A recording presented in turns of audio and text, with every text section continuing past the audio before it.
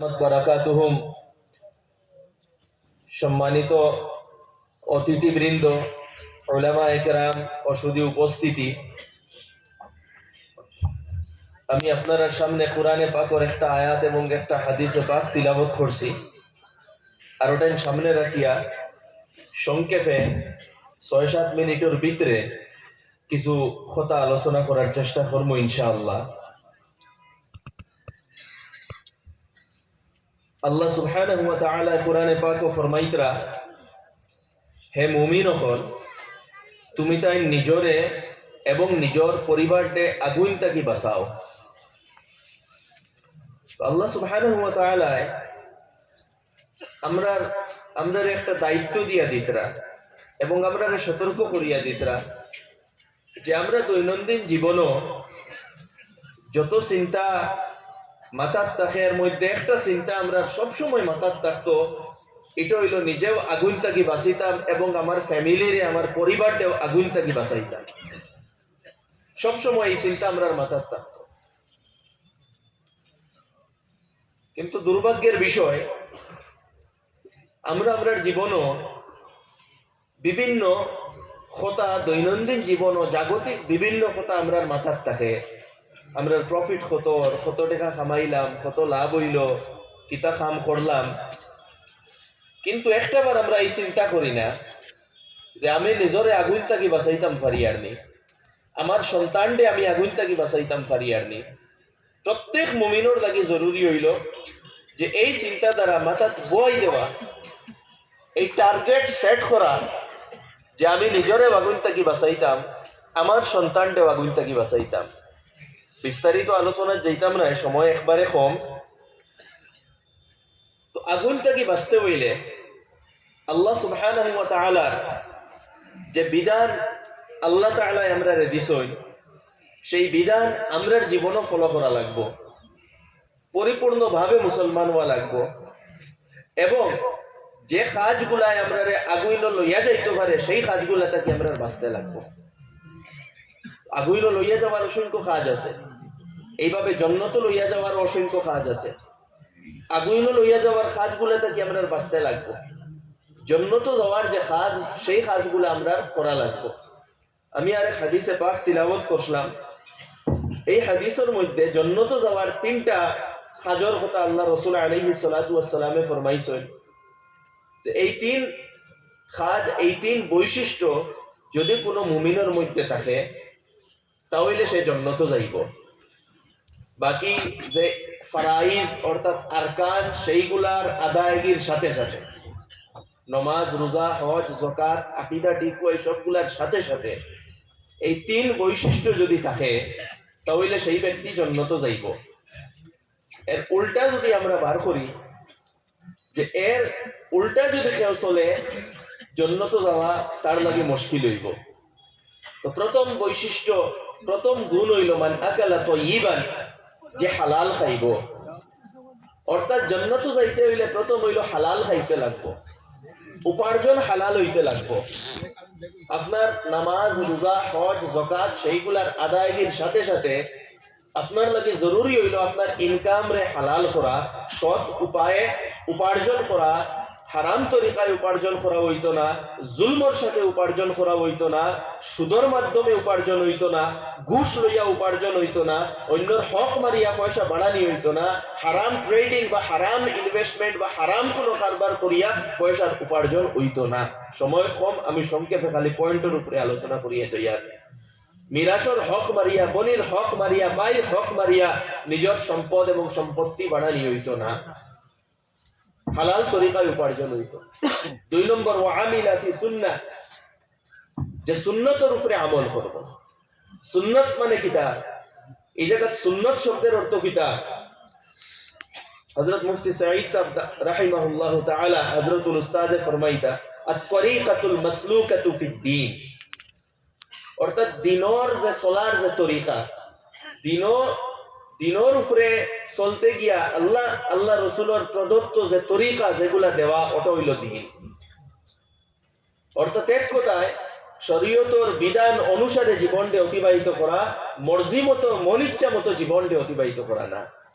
প্রতিটা ক্ষেত্রে চাহে আমরা পারিবারিক জীবন হোক, সামাজিক জীবন হোক, ব্যবসা বাণিজ্যের ক্ষেত্রে হোক, বিয়া শাদীর ক্ষেত্রে হোক, পারস্পরিক সম্পর্কের ক্ষেত্রে হোক, প্রতিটা ক্ষেত্রে আল্লাহ আল্লাহ রসুলের বিধান আমরা দেখতে লাগবো।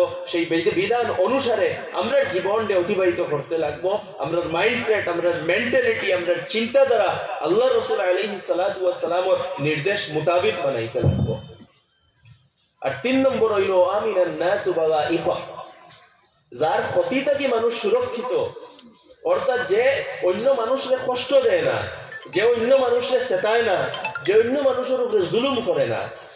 এতে বোঝা গেল যে জুলুম করব, অন্যরে চেতাইব, অন্যরে কষ্ট দিব, সে জন্য তো যাইতেও পারতো না। তো জাহান্নাম থেকে বাঁচিতে হইলে আমরা হালাল উপার্জন করতে লাগবো, সুদ থেকে বাঁচতে লাগবো, ঘুষ থেকে বাঁচতে লাগবো।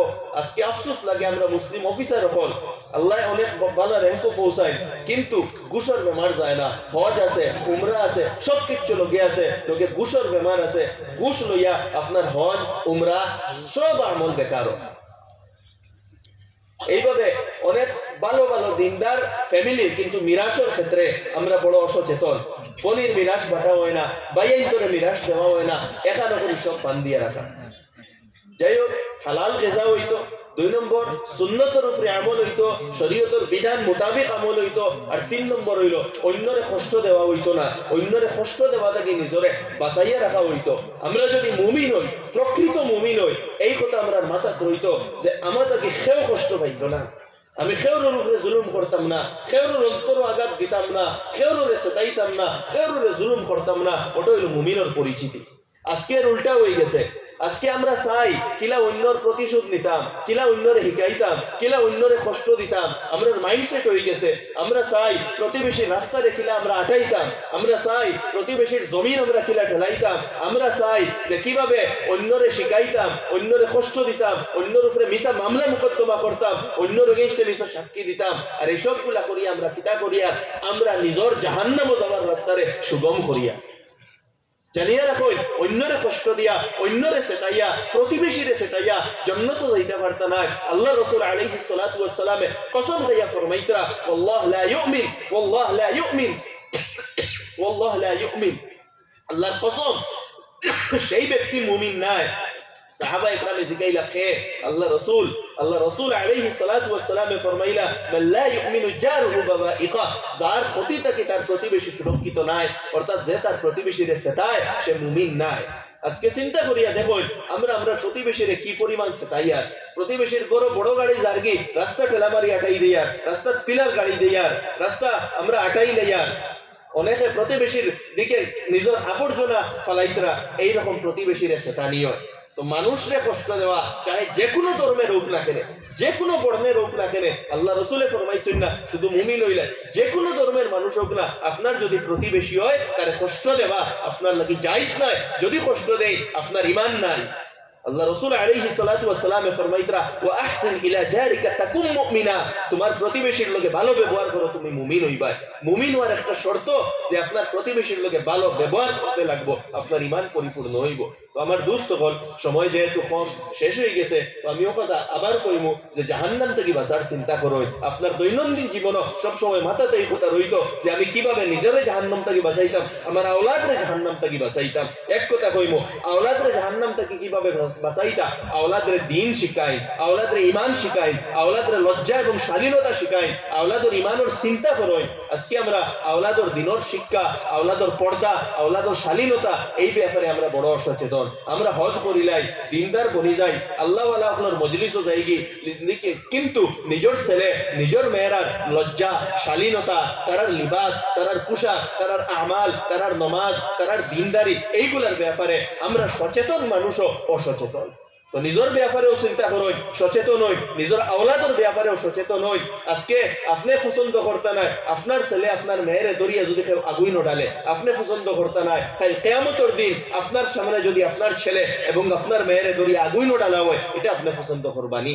তো নিজেরও আগুন থাকি বাঁচাইন, নিজের আওলাদরেও আগুন থাকি বাঁচাইন, জন্নত যাইবার যে আমাল সেইগুলা করইন, অন্যর হক থাকি বাঁচিয়া রইন, অন্যরে কষ্ট দেওয়া থাকি বাঁচিয়া রইন, সামাজিক দায়িত্ব, সামাজিক ইসলাম বুঝইন।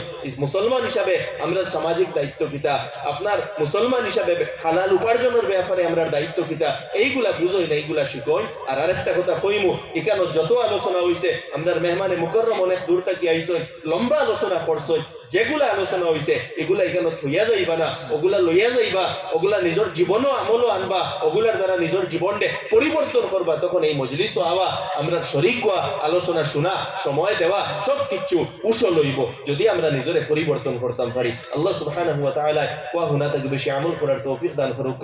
ওয়া আখিরু দাওয়ানা আলহামদুলিল্লাহি রাব্বিল আলামিন।